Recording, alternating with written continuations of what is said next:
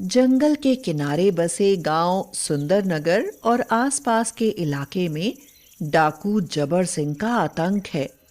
सभी ग्रामीण उनके डर से थर थर कांपते हैं। सुंदरनगर के रहने वाले सेठ अमर सिंह बहुत अमीर हैं।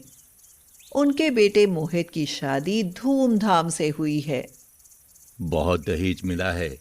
बहू मोहिनी जेवरों से लदी है। बारात वापस जा रही है। वो जंगल के किनारे की सड़क से होकर निकलती है, पर यहीं डाकुओं का डर रहता है। हमें सावधान रहना होगा। चिंता ना करो पिताजी, मेरे पास भरी हुई रिवॉल्वर तैयार रखी है। हाँ हाँ, मेरे पास भी भरी हुई बंदूक तैयार है।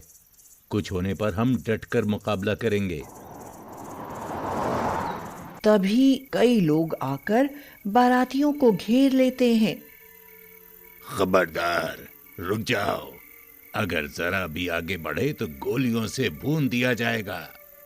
सेठ अमर सिंह और मोहित उनका जमकर मुकाबला करते हैं। बारात में अफरा तफरी मच जाती है। तब तक कोई बाराती पुलिस को फोन कर देता है। पुलिस इंस्पेक्टर रमन परिहार डाकू जबर सिंह की तलाश में है। वह तुरंत जीप से सुंदरनगर की तरफ चल देता है। मोहित और अमर सिंह बहुत देर तक लड़े, पर जबर सिंह मोहित की गोली मारकर हत्या कर देता है और अमर सिंह बहुत घायल हो जाते हैं।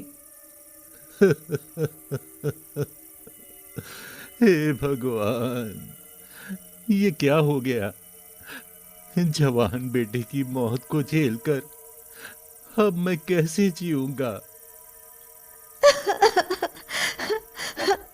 पिताजी, आप चिंता न करें, हम इसका बदला लेंगे। सब कुछ लूट लो और भाग चलो। डाकू लूटपाट करके फिर मोहिनी के पास आते हैं। हमारे पास इतना समय नहीं है कि इसके एक एक जेवर उतारे। पुलिस किसी भी समय आ सकती है। हो सकता है किसी साले ने फोन कर दिया हो। कृपाल और जगीरा, चलो उठाओ इसे और भागो जल्दी। यह सुनकर दुल्हन मोहिनी भागती है। कृपाल, वो जंगल की ओर ही गई है। ये तो और भी अच्छा हुआ, वो खुद ही हमारे अड्डे की तरफ जा रही है सरदार। जगीरा, जल्दी करो, उसे पकड़ने की कोशिश करो। जगीरा और कृपाल उसको पकड़ने के लिए जंगल में भागते हैं। मोहिनी पीछे मुड़कर देख रही है और बड़ी तेजी से भाग रही है। अचानक एक झाड़ी के पीछे पहुंच जाने के कारण मोहिनी दिखाई देना बंद हो गई थी। इसलिए जगीरा और कृपाल को समझ में नहीं आया कि वे किधर जाएं। वे दोनों अलग अलग रास्तों से भागते हैं। अब मोहिनी के पीछे केवल जगीरा ही दौड़ रहा था। जंगल और भी घना हो गया था। आसपास झाड़ियां थीं। आखिरकार जगीरा ने मोहिनी को पकड़ ही लिया। वह मोहिनी के शरीर पर मौजूद जेवरों को नोचने लगा। अचानक वह यह देखकर हैरान रह गया कि मोहिनी अपना रूप बदल रही है। वो धीरे धीरे लड़की से एक नागिन का रूप रखती जा रही है। मोहिनी जहरीली हंसी हंसकर बोली, अब मुझसे तुम बचकर नहीं जा सकते। तुमने धोखे से मेरे पति की हत्या की है, उसका फल तो तुम्हें भोगना ही पड़ेगा। चाहती तो तुम्हें वहीं मार सकती थी, पर यहाँ तेरी लाश को भी देखने वाला कोई नहीं होगा। शीघ्र ही जगीरा के सामने एक भयानक नागिन थी जो अपना बड़ा सा फन ताने हुए थी। उसकी हरी आंखें हीरे की तरह चमक रही थी। वह बड़ी तेजी से अपनी चिरी हुई जीभ लपलपा रही थी। मुझे बचाओ, मुझे बचाओ, अरे कोई है। वह अपनी जान बचाकर भागा, उसके पीछे नागिन भाग रही थी। भागते भागते जगीरा हांफने लगा।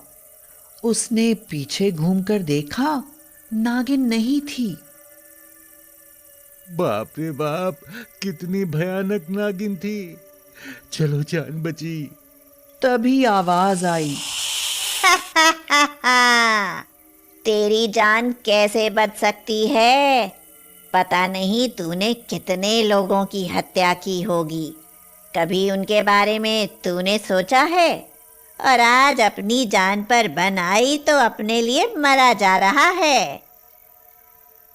जगीरा ने चौंक कर देखा तो उसके मुंह से चीख निकल पड़ी। पेड़ पर वही भयंकर नागिन लहरा रही थी।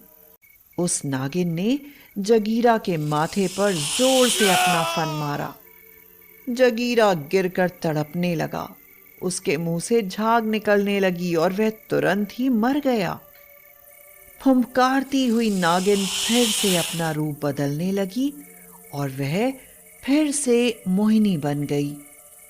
वह भागती हुई वापस आई। वहां अब पुलिस पहुंच चुकी थी। तुम्हें तो डाकू जगीरा और कृपाल पकड़ कर ले गए थे, ऐसा बारातियों ने बताया है। नहीं, मैं तो पहले ही निकलकर भागी थी। वे दोनों मेरे पीछे दौड़े थे। मैं जंगल में उनको चकमा देने में कामयाब हो गई। इंस्पेक्टर रमन परिहार पूछताछ करके चला गया। वह खोजबीन कर रहा था। इधर जबर सिंह ने जगीरा की मौत का कारण मोहिनी और अमर सिंह को माना। इसलिए उसने अपने साथियों से कहा, अमर सिंह पर हमला करके सभी लोगों को मटिया मेट कर दो। उसकी वजह से जगीरा की मौत हुई है। कृपाल, जबर सिंह और डाकुओं ने अमर सिंह के यहां धावा बोल दिया। वे कुछ कर पाते उससे पहले ही मोहिनी उनके सामने आ गई। सबके सामने देखते ही देखते मोहिनी एक भयानक नागिन के रूप में बदल गई। उसका रूप बढ़ता ही जा रहा था। इतनी विशाल नागिन तो उन्होंने आज तक नहीं देखी थी। वह फुंकार रही थी तो उसके मुंह से आग की लपटें निकल रही थीं। देखते क्या हो, इसे गोलियों से भून दो। उसने अपने लपेटे में कई डाकुओं को एक साथ ले लिया और जबर सिंह के माथे पर डस लिया। उस भयानक जहर के कारण जबर सिंह गिर पड़ा और तुरंत ही मर गया। अब 2-3 डाकुओं को उसने अपनी कुंडली में कसकर लपेट कर ही मार डाला। अब वहां पर डाकुओं की लाशें ही लाशें बिछी थीं। एक भी डाकू जिंदा नहीं बचा था और नागिन का बदला पूरा हो गया था। अब नागिन का रूप बदल रहा था। वह मोहिनी के रूप में फर्श पर पड़ी हुई थी। उसका शरीर बहुत घायल था। डाकुओं के आने के वक्त ही अमर सिंह ने पुलिस को फोन किया था। रमन परिहार भी आ पहुंचा। डाकुओं के आने के समय ही पूरे गांव के लोग अपने अपने घरों में दुबक गए थे और अब सन्नाटा देखकर बाहर निकले थे। इन डाकुओं के मारे नाक में दम था। हम डर डर कर जी रहे थे। सेठ जी की बहू ने इन डाकुओं को मार डाला। हमारे लिए तो ये देवी बन गई। रमन परिहार ने मोहिनी से पूछताछ शुरू की तो मोहिनी ने अपनी कहानी सुनाई। मैं एक इच्छाधारी नागिन थी। मैं नागलोक में रहती थी और यह जो मोहित था वह पिछले जन्म में चित्रक नामक नागों का राजकुमार था। उसके पिता नागराज थे। वो मुझसे उसका विवाह नहीं करना चाहते थे, लेकिन हमने उनकी इच्छा के विरुद्ध विवाह कर लिया। इसलिए उन्होंने क्रोधित होकर हमें श्राप दे दिया कि तुम मनुष्यों के समान धोखेबाजी और छल फरेब कर रहे हो। तुम उन्हीं के द्वारा मारे जाओगे और फिर मानवों के लोक में जाकर पृथ्वी पर रहोगे। हमारे क्षमा मांगने पर उन्होंने कहा, उस मानव जीवन के बाद हमें मुक्ति मिल जाएगी। हर अमावस्या को हम दोनों जंगल में नाचते गाते थे। उसी समय एक शिकारी ने हमें देख लिया और मार डाला। फिर चित्रक ने मोहित और मैंने मोहिनी के रूप में जन्म लिया।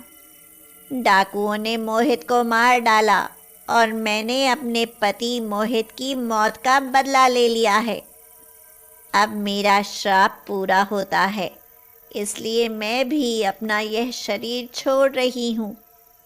वैसे चाहती तो मैं दिव्य शक्तियों के द्वारा ठीक भी हो सकती थी, लेकिन मेरे जाने का समय आ गया है। ऐसा कहते ही मोहिनी ने अपनी आंखें बंद कर ली और उसकी मृत्यु हो गई। नागलोक में जा पहुंची और चित्रक वहां पहुंच गया। नागराज ने उन दोनों को क्षमा कर दिया और उनका विवाह कर दिया।